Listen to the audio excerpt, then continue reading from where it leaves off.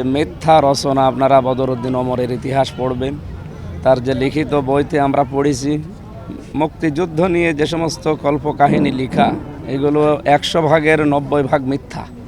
সুতরাং জামাত ইসলামী বাংলাদেশ ওই সময় যুদ্ধের বিরুদ্ধে ছিল না, তারা ছিল ভারতের বিরুদ্ধে।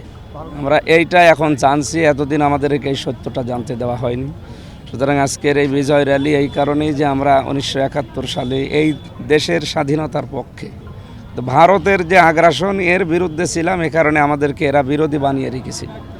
এবং আগামীর বাংলাদেশ আমরা ভারতের তাবেদার মুক্ত করে এ দেশকে স্বাধীন চেতা হিসাবে আমরা চলতে চাই আগামীতে। এইটাই আমাদের উদ্দেশ্য আজকের এই র্যালির। এবং আগামীতে বাংলাদেশ ঐক্যবদ্ধ থাকবে ইনশাআল্লাহ। আমরা মনে হয় দল মত জাতি বর্ণ ধর্ম নির্বিশেষে এদেশে যারাই জন্ম নেবে তারাই যেহেতু এদেশের সম্মানিত নাগরিক, সুতরাং সবাইকে নিয়ে আমরা এই দেশকে আবার এগিয়ে নিতে চাই। পেছনের ইতিহাস আমার মনে হয় পেছন দিকে টানা ঠিক না, পেছনে সব ভুলিয়ে সামনে আমরা নতুন ইতিহাস তৈরি করব, যেটা আমরা বলছিলাম। সুতরাং এখানে কোনো দল মত না থাকাই ভালো, সবাই আমরা এক বাংলাদেশি। দেশের জন্য আমরা এখন সবাই এক।